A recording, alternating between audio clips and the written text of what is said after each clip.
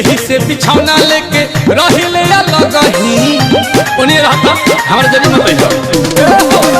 हो गेला राजा रोजे सुते के संग ही यही से बिछौना लेके रहिले अलग ही हे बोले कि द्वार पर अपना ही चार गो धक्का के बरस ढेर जन्म मौला तू ही बाझावा ना खेलई है पड़ोसी हो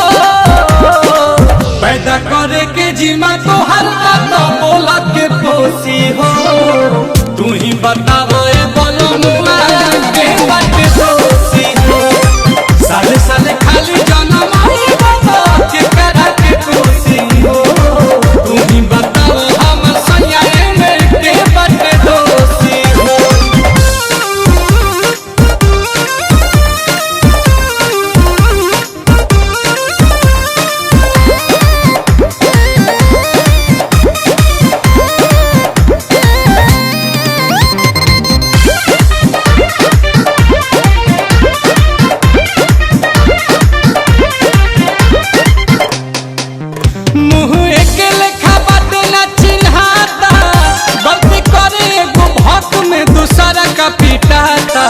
दुल्हन के रंग रूप वेशभूषा एक लेखा भइल बा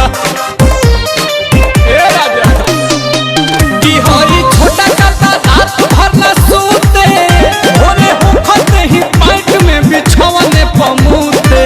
बातिर छोले करहन पूरा तहर पगइल बा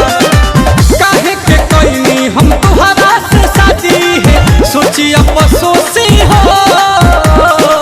पैदा करे के जीमा तो हर बात बोल के पोसी हो तू ही बताओ हमारा जाया फिर के बात दोषी हो साले साले खाली जन्म ही बता के करा के पोसी हो तू ही बताओ हमारा जाया फिर के बात दोषी हो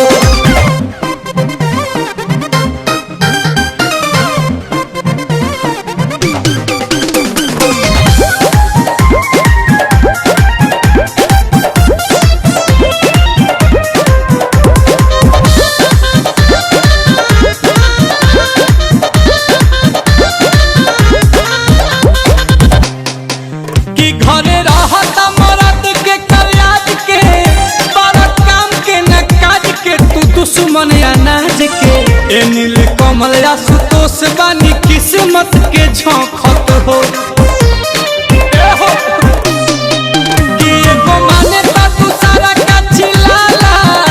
अति सारा का तो दिन भर में 3 बेर भूखाला दुआरा पर काहे एगो लग हर तू गाय न खरा खत हो